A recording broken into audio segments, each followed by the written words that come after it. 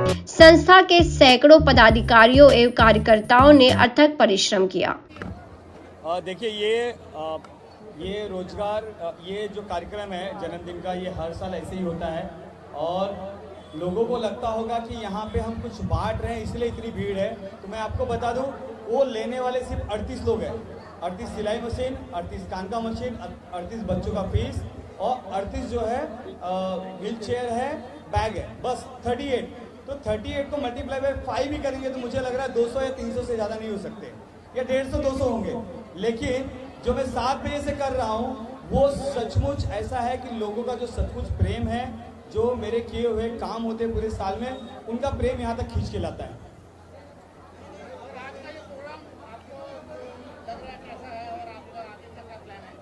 नहीं, मेरा कोई आगे का प्लान नहीं है। पिछले 10 सालों से मैं करते आ रहा हूँ और इससे तेजी से करूँ, लोगों का सहायता मिले, मेरी इंटरनल टीम का अच्छा सहायता मिलता है और ऐसे ही करते रहूँगा मैं। तो द्वारका में संस्था इतने बड़े लेवल पे काम कर रही है, क्या करना चाहेंगे उसके बारे में?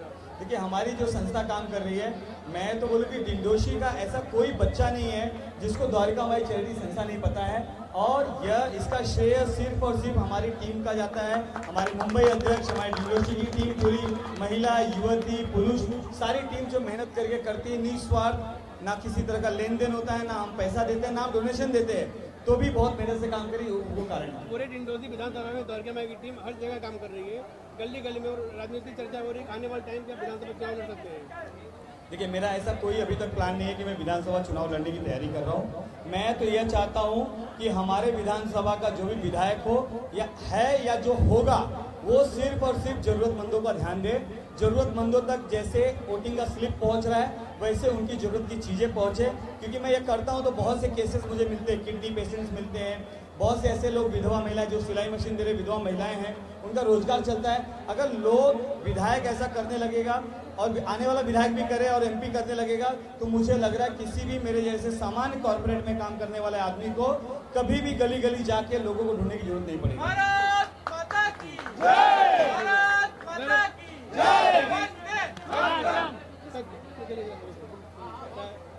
जैसा कि सर आपने अभी एक दिन पहले रोजगार मेला लगाया था, उसमें कितने लोग पार्टिसिपेट किए थे, कितने लोग भाग लिए थे और उसका क्या उद्देश्य था? देखिए, रोजगार मेला जो था, मैं चाहता हूँ कि किसी को छोटे टाइम के लिए आप मदद करने से अच्छा है कि आप लंबा टाइम मदद करो। अगर मैं कुछ चीज़ें दूंगा तो कुछ समय के लिए होगा। रोजगार अगर लोगों को मिल जाता है, उनके घर की आवक चालू होती है, तो यह बहुत बड़ा काम होगा। यह सोच के मैंने रोजगार मेला कुएं को लोगों तक, पैसों तक लेकर आया। मतलब कंपनीज को मैं यहाँ लेकर आया था, जो कंपनी सीधा यहीं पे ऑफर लेटर दे रही थी, यहीं पे इंटरव्यू कर रही थी। और मुझे बहुत खुशी है कि 2 विकलांग लोगों को भी उसमें से जॉब मिला है। यह बहुत बड़ी बात थी। और करीब हम 1800 से 2000 लोगों को रोजगार यहाँ पे दिए हैं। क्या संदेश देना चाहेंगे आप युवाओं को, क्या संदेश चाहेंगे जो बेरोजगार यहाँ आए हुए हैं? आपके माध्यम से काफी लोग रोजगार मिला, और क्या यह कार्यक्रम आगे भी निरंतर चलता रहेगा? देखिए, रोजगार मेला अगर सचमुच लोग हैं इंटरेस्टेड, तो मैं बोलता हूं कि आप 25,000 लोग लेकर आओ, मैं सबको रोजगार देने का काम करूंगा। क्योंकि 15 साल से मेरा यही लाइन है, मैं रोजगार ही देता हूं। मेरा बहुत काम है। कंपनीज को मैं यहाँ लेकर आ सकता हूँ, चाहे रिलायंस बोलिए, चाहे टाटा बोलिए, चाहे गोदरेज बोलिए, मैं कंपनीज को आपके दरवाजे पे लाऊंगा। लेकिन जो काम करने वाले हैं, जो घरों में बैठे हैं, जिनके बच्चे काम नहीं करना चाहते, आप उन्हें बोलिए कि आलसी मत बने, बाहर निकलिए, नौकरी के लिए चाहिए। कहीं नहीं है तो गौरी शंकर की टीम से कनेक्ट कीजिए, नौकरी हम लगा के देंगे। वो भी कोई चार्ज नहीं, कोई पगार से कुछ कटेगा नहीं, परमानेंट जॉब PF के साथ। तो महिला देखा जाए द्वारका में चलता, महिलाएं की काफी संख्या में जुड़ी है, तो क्या महिलाओं की आगे चले बेरोजगार की व्यवस्था आपके साथ की जाएगी? देखिए, महिलाएं मेरे पास काफ़ी जुड़ी पड़ी है। कॉर्पोरेट कंपनियों में एक एज लिमिट है, एक एजुकेशन की रिक्वायरमेंट होती है। लेकिन जो महिलाएं पढ़ी लिखी नहीं हैं, जो एज ज़्यादा हो चुका है, ऐसी महिलाओं के लिए मैं स्वयं रोजगार की कोशिश कर रहा हूँ। और मेरा पूरा कोशिश है कि अगले जन्मदिन के पहले मैं जो रोजगार मेला एक दिन रखता हूँ, उसके पहले एक दिन स्वयं रोजगार का ट्रेनिंग सेशन, जहाँ पे मशीनरी लेकर आए, मशीन लगाए और महिलाओं को दिखाए कि यह क्या होता है, कैसे आप लोग करके और सामान हमें ही बेच सकते हो। उसकी पूरी तैयारी मेरी।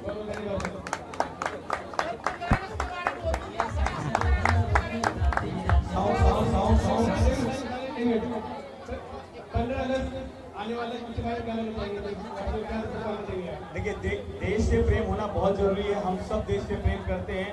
हमारे देश के जो प्रधानमंत्री, उन्होंने तिरंगा के लिए बोला है कि हर घर तिरंगा होना चाहिए। यह किसी पार्टी से नहीं रिलेटेड है। तिरंगा तो हमारे हर घर में, हर दिल में, हर जगह होना चाहिए। तो आप सब तिरंगा लगाइए, किसी भी पार्टी से हो। यह मत सोचिए कि पीएम जो बीजेपी का है, पीएम बीजेपी का नहीं है, कोई भी पार्टी का हो। तिरंगा की बात है तो हम सब एक हैं। तो हर घर तिरंगा का जो योजना है उसे कीजिए। लोगों को कहीं भी आग यहाँ वहाँ करे, तिरंगा दिखे वो करें। लेकिन मैं फिर से युवाओं को बोलूँगा कि इस 15 अगस्त अगर आप संकल्प ले सकते हैं तो यह संकल्प लीजिए कि हमें नशे से मुक्त होना है, नशे से दूर होना है। क्योंकि आज की पीढ़ी, स्पेशली मुंबई की पीढ़ी नशे में ज़्यादा जा रही है, जिसकी वजह से वो खुद तो बर्बाद हो रहे हैं, अपने माँ बाप के सपनों को चकनाचूर कर रहे हैं। तो उस पर ध्यान रखेंगे। इस 15 अगस्त में यही चाहता हूँ।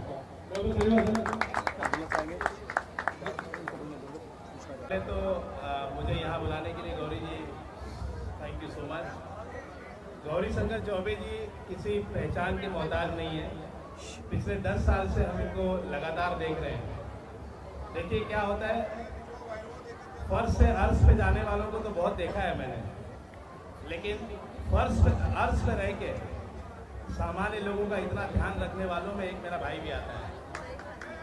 एक चीज़ और क्लियर कर दूं मैं कि बहुत लोग बोलते हैं कि सुनील कुमार गौरी शंकर चौबे जी का कॉम्पिटिटर है, लेकिन मैं सबके सामने बोल दूं कि नहीं, मैं एक कंट्रीब्यूटर हूं, कंपटीशन नहीं हूं। मैं सिर्फ एक कंट्रीब्यूटर हूं। मैं और ये भी बोल सकता हूं, मुझे कोई हिचक नहीं है कि मैं इनसे प्रेरित भी हूं। क्योंकि देखिए, इंसान का जन्म अगर आपको मिला है तो कुछ लोगों को करने के लिए मिला है, वरना जानवर भी सुखी से खा पी के सो के चला जाता है।